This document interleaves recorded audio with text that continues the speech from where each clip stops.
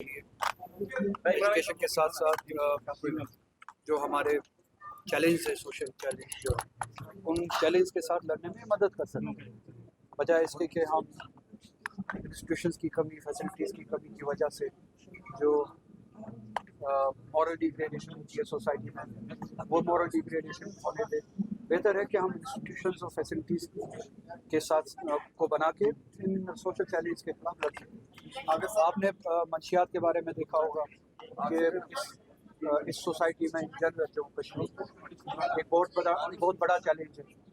Drugs کے خلاف جو لڑائی ہمیں چھیڑنی چاہیے، اس کے لیے اس جیسے انسٹیٹیوشنس کی بہت زیادہ اگر صاحب آج سے آج پہلی بار صاحب نے آپ کے اوپر رد عمل کیا اور کہا کہ وہ آپ کی بات نہیں کرتا، یعنی وہ آپ پہ تنقید کا نشانہ وہ کنسیڈر نہیں کرتے۔ یہ بدقسمتی ہے کہ وہ اسے پرسنل بنا رہے ہیں۔ اگر انہیں پرسنل بنانا ہے تو ٹھیک ہے، میں تیار ہوں، مگر پہلے مجھے ان باتوں کا جواب دے۔ پرسنل لڑائی بعد میں لڑیں گے، یہاں پہ فرصت نہیں ہے پرسنل لڑائی کی۔ یہ کشمیر جو ہے اس وقت ایگزسٹینشل کرائسس سے لڑ رہا ہے۔ ہمارے اتنے بڑے معاملات ہیں جو کسی کے پرسنل ایگو سے بہت بڑے ہیں۔ ہمارے ہزاروں نوجوان جیلوں میں بند ہیں، ان کا ایڈریس انہیں پتہ ہے، ان کے بارے میں کیا کیا ابھی تک اس بارے میں کچھ پتہ ہے؟ روح اللہ کوئی ذات نہیں ہے، میری کوئی اہمیت نہیں ہے۔ ان ہزاروں نوجوان کا ایڈریس انہیں پتہ ہے جو جیل میں ابھی بھی ہے وداؤٹ ٹرائلز۔ 370 کی لڑائی ہمارے وجود کی لڑائی نیشنل کانفرنس کا پرومس ہے پچھلے الیکشن میں۔ میری ذات کی کوئی حیثیت نہیں ہے۔ اس قوم کو اس تشخص کی لڑائی کے لیے جو وعدہ دیا گیا تھا، اس ایک سال میں ہم نے وہ کہاں پہ شال اور گلدستوں میں بیچ کے کھائی ہے وہ لڑائی؟ اس کا ایڈریس ہے ان کے پاس۔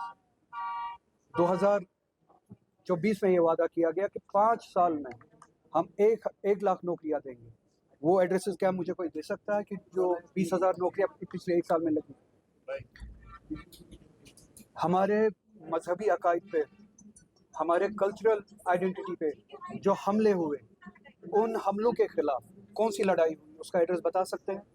کیا اس آسمان پہ وہ ہے جہاں پہ وہ لڑائی لڑنی ہے، یا زمین دوز کر دیا ہے ان وعدوں کو جو ہم نے الیکشن سے پہلے لوگوں کے ساتھ کیے؟ ان سوالوں کا جواب ہمیں، اور یہی سوال رہیں گے۔ میری ذات کوئی نہیں، اگر کسی کو اپنا ایگو ایشو بنانا ہے وہ میں اس لیول پہ بھی لڑوں گا، مگر میری ذات کی کوئی امپورٹنس ہی نہیں، ظہور اللہ کی ذات کی کوئی امپورٹنس نہیں، کسی اور کی ذات کی کوئی امپورٹنس ہی نہیں۔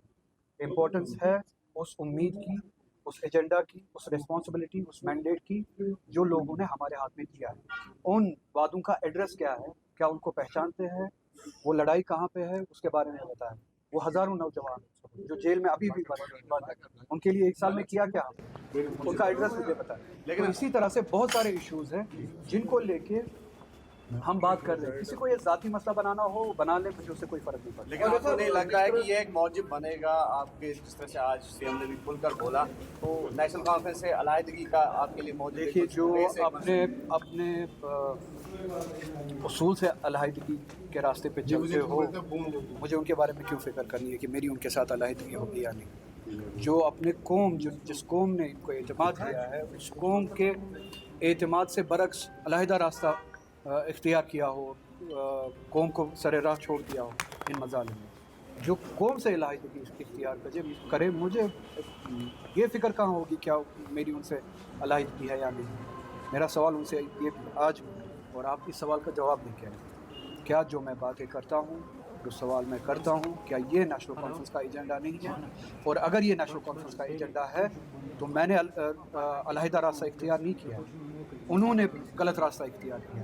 تو اگر کسی کو اپنی جگہ سے دور ہٹنا چاہیے، اترنا چاہیے، معافی مانگنی چاہیے، وہ انہیں مجھے اگر صاحب مجید لارمی نے آپ کی ذات کے لیے ووٹ دیا، کیونکہ وہ جو کہہ رہے ہیں کہ ہم نے اگر صاحب کو دے کر ووٹ دیا، اب اس کے بارے میں ہم دیکھ رہے ہیں کہ نیشنل کانفرنس کے ڈپٹی سی ایم یا ایم ایل اے، دیکھیے وہ عوام کا بڑا پن ہے، لوگوں کا بڑا پن ہے، محبت ہے میرے لیے، وہ اس طرح کی باتیں کرتے ہیں، مگر میرے لیے کسی نے ووٹ نہیں دیا۔ لوگوں نے اپنے وجود کے لیے ووٹ دیا، اپنی لڑائی کے لیے ووٹ دیا، اپنے مستقبل کے لیے ووٹ دیا۔ میں کوئی ذات نہیں ہوں، کوئی ترم خان نہیں ہے کہ کسی کے لیے ووٹ دیا، اور میں بھی کوئی بڑی ذات نہیں ہوں۔ لوگوں نے اپنے وجود کے لیے، اپنی لڑائی کے لیے، اپنے حقوق کے لیے، اپنے تشخص کے لیے، کانسٹیٹیوشنل آئیڈینٹی کے لیے، پروٹیکشنز کے لیے جو ہم سے چھینے گئے، उनकी वापसी के लिए वोट किया। तो जो भी उस लड़ाई में उस एजेंडा पे वफादार रहेगा, ऑनेस्ट रहेगा, डेडिकेटेड रहेगा, लोग उसके साथ है, चाहे मैं हूँ चाहे कोई और हो।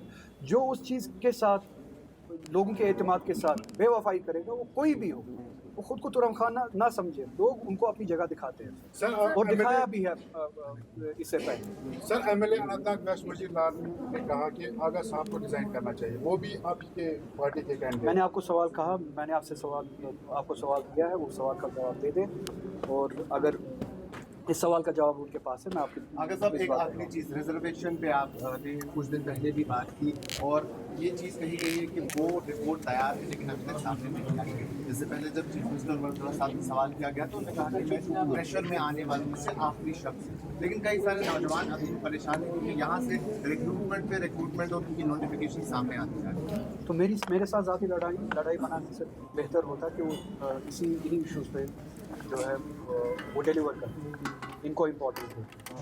मैं कौन हूँ कौन नहीं हूँ उसकी फिक्र किए बगैर रिजर्वेशन के हवाले से जो लाखों नौजवान हैं उनसे उम्मीद लगाए बैठे, बजाय इनको कि उनको ये कहे कि मैं आपके दबाव में आने वाला नहीं, कम से कम रिजर्वेशन के मसले को ही हल करें। शुक्रिया।